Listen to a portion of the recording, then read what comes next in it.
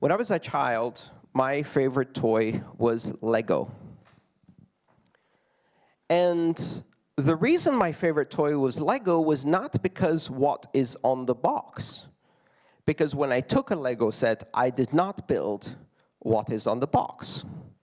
If the box had a red fire truck, I would build a dragon, or a hippopotamus giraffe, or something that didn't exist, or some strange idea that I had. And so that's what I liked about it. I could take these basic building blocks, and I could build whatever I want. Now, what this does is it changes the perspective of how you look at things, because from an abstract perspective, Lego is messy, and the thing I built didn't quite look like a fire truck or a spaceship. And if someone had given me a toy that was a fire truck, like a plastic-injected, smooth-edged, completed red fire truck, it would be the perfect fire truck. But it could only ever be a fire truck.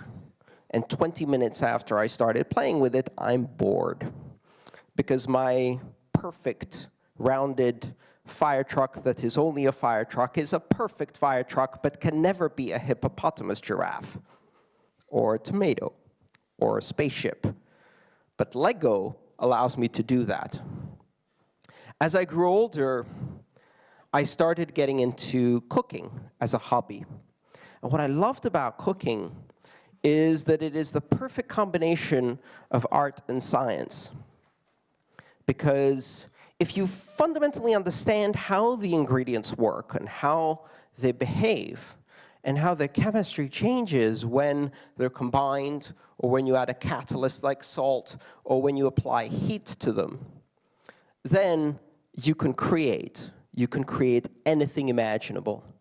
And so then you can create this idea of what you want to make when you're cooking. And as long as you understand how the ingredients work, you can execute and deliver that thing you wanted to create. And Bitcoin encompasses that elemental nature. It doesn't give you a final result. It gives you a set of ingredients and a recipe. It gives you a set of Lego blocks and a photo on the box that looks like a red fire truck. And when we present that to the world, and the financial companies look at that, they say, well, your fire truck has sharp edges, and it's made of silly little blocks. Or you take the ingredients and you put them together, and you make a burger. And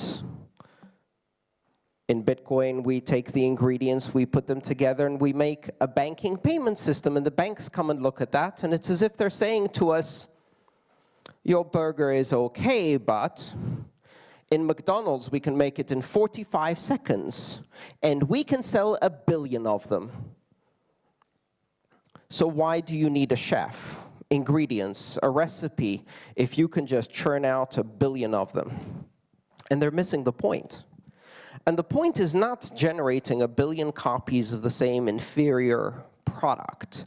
The point is not getting the plastic injection-molded plastic red truck that I'm going to be bored of in 5 seconds. The point is unleashing my creativity by giving me the tools and the elements I need to build something unique, to build something new. And I can guarantee you, my little red fire truck or the burger I just built, I didn't do it. I didn't build a burger as fast as McDonald's or as cheap as McDonald's. And my little red fire truck isn't as smooth as the Chinese copy. But I can also make albondigas with red tomato sauce, and I can also make a hippopotamus giraffe. And you can't do that with a prefabricated toy, and you can't do that in your McDonald's kitchen. I've unleashed my creativity. With Bitcoin, if you look just at some of the elements, you're beginning to see people realize that this is a set of ingredients, and you have one recipe, but you can make a different recipe.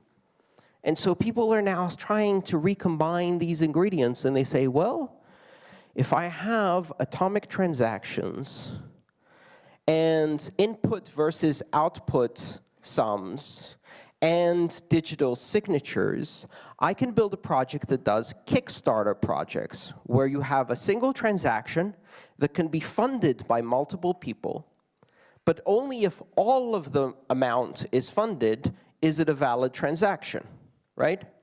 That's the same elements I use to make a payment to you for $1 over Bitcoin, but you can recombine them differently, and now you've got a crowdfunding platform.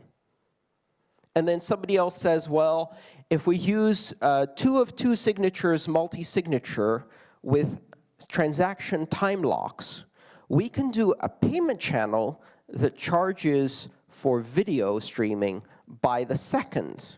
And that's a new recipe that no one had come up with before.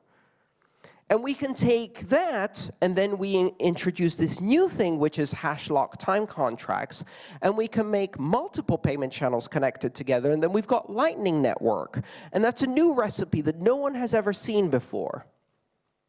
And so while the banks are saying, your truck has sharp corners and your burger is too expensive and took more than 45 seconds, and what they're saying is, your transaction fees are too high and you're too slow and you can't possibly scale, they're missing the point.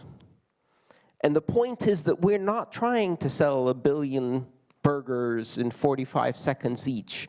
We're trying to unleash the creativity of an entire generation.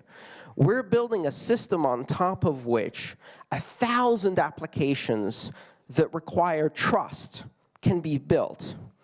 And when you have the ingredients, when you have these basic elements, what recipe you build is entirely up to you.